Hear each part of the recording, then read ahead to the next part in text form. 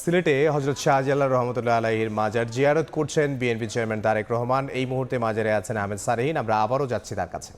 মাত্র সিলেটের পূর্ণভূমি সিলেটের হযরত শাহজালাল রহমতুল্লাহ আলাইহির যে মাজার রয়েছে সেই মাজারের ভিতরে প্রবেশ করেছেন। তিনি এখন জিয়ারত করছেন। আপনারা দেখতে পাচ্ছেন তারেক রহমানের তিনি এসেছেন এই মাজারে প্রায় 2 যুগেরও বেশি সময় পর।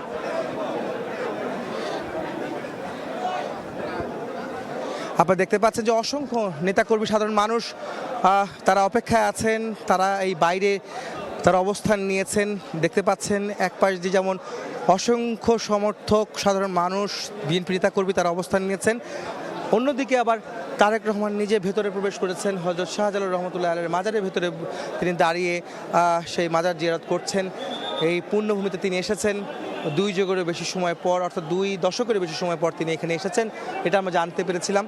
আপনারা জানেন যে আজকে রাতে 8:30টার দিকে তিনি সিলেটে এসে পৌঁছান।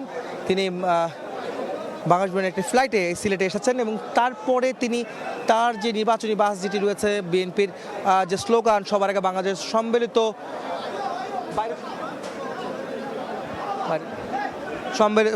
বিএনপির যে স্লোগান সবার আগে বাংলাদেশ সম্মিলিত, বাসে করে তিনি এই হযরত শাহজালাল রহমতুল্লাহ আলাইহির মাজারের প্রাঙ্গণে তিনি আসেন এবং তিনি ফটকের সামনে নেমে ভিতরে প্রবেশ করলেন এই মাত্র, এবং তিনি এখন এই দরগায় তিনি জিয়ারত করছেন, এই মাজারে তিনি জিয়ারত করছেন, হযরত শাহজালাল রহমতুল্লাহ মাজার জিয়ারত করছেন। একটি বিষয় বলে রাখতে চাই যে আগামীকাল থেকে অর্থাৎ আজ রাত 12টার পর থেকে নির্বাচনের যে প্রচারণা আনুষ্ঠানিকতা সেটি শুরু হতে যাচ্ছে।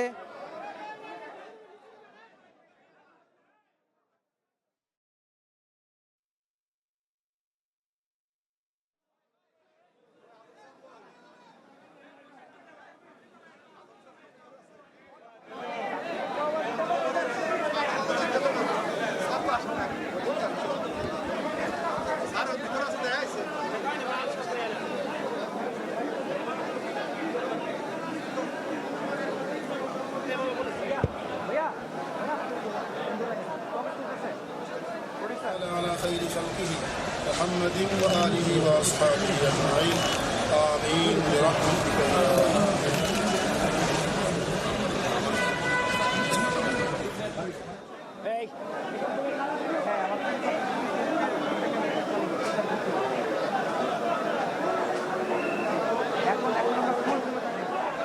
আপনারা দেখলেন যে তারেক রহমান ইতিমধ্যে মোনাজাত করেছেন, হযরত শাহজালাল রহমতুল্লাহ আলাইহির মাজার জিয়ারত করে তিনি মোনাজাত করেছেন।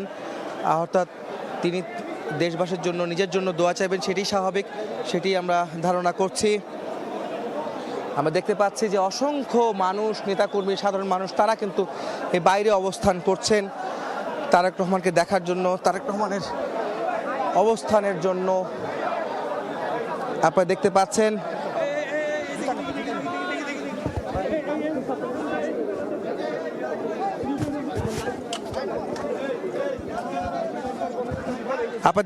তারেক রহমান ইতিমধ্যে মাজার জিয়ারত করেছেন, হযরত শাহজালাল রহমতুল্লাহ আলাইহির মাজার তিনি জিয়ারত করেছেন। কিছুক্ষণের মধ্যে তিনি বেরিয়ে আসবেন।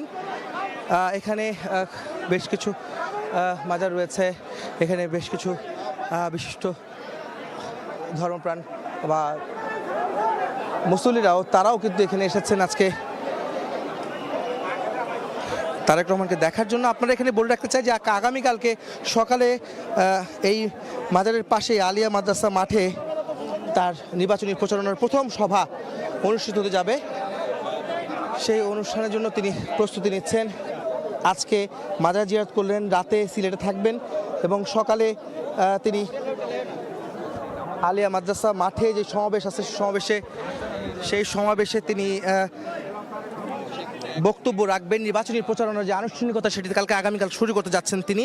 তবে আজকে তার মায়ের যে পথ অনুসরণ করে তিনি আজকে মাজার জিয়ারত করছেন, সেই মাজার জিয়ারত করা শেষ হলে তিনি এখান থেকে বেরিয়ে তার হযরত শাহপরান রহমতুল্লাহ আলাইহির মাজারে তিনি যাবেন। সেখান থেকে জিয়ারত শেষে তিনি তার সহধর্মিণী ডাক্তার জুবাইদা রহমান তার বাবার বাড়িতে দক্ষিণ সুরমায় তিনি যাবেন। তারপরে এখান থেকে তিনি একটি স্থানীয় একটি হোটেলে, সিলেটের সেই হোটেলে তিনি থাকবেন, সেখানে তিনি অবস্থান করবেন, সেটি আমরা জানতে পেরেছে। এবং আগামীকাল সকালে আলিয়া মাদ্রাসা মাঠে প্রথম জনসভায় অংশ নেবেন। এরপরে মৌলভীবাজারে, হবিগঞ্জে, ব্রাহ্মণবাড়িয়া, তারপরে ভৈরব সহ আশুগঞ্জ সহ বিভিন্ন জায়গায় পথসভা এবং বেশ কিছু সমাবেশ তিনি করবেন।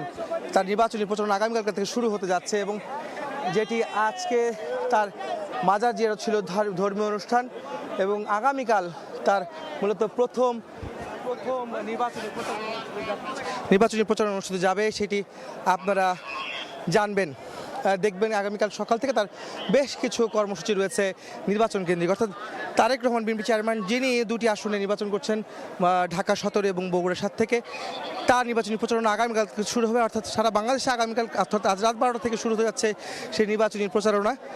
তারই ধারাবাহিকতায় আগামীকাল সিলেট থেকে শুরু হতে যাচ্ছে তার নির্বাচনী প্রচারণা এবং এরপরে তিনি চট্টগ্রাম যাবেন। চট্টগ্রাম বিভাগের বেশ কিছু জেলায় তিনি নির্বাচনী প্রচারণা চালাবেন। তারপরে বরিশাল বিভাগে যাবেন। বরিশাল বিভাগেও বেশ কিছু জেলায় এবং আসনে তিনি নির্বাচনী প্রচারণা চালাবেন এবং তারপরে খুলনা বিভাগে যাবেন, সেটি কিন্তু আমরা জানতে পেরেছি। তারপরে তিনি উত্তরবঙ্গের দিকে তিনি যাবেন। উত্তরবঙ্গে বেশ কিছু সমাবেশে অংশ নেবেন নির্বাচনী প্রচারণা, সেটি কিন্তু। সারিন, আপনাকে ধন্যবাদ। তারেক রহমান বিএনপি চেয়ারপারসন, তিনি হযরত শাহজালালের মাজার জিয়ারত করছেন এবং তিনি তারপরে সেখানে নামাজ আদায় করছেন।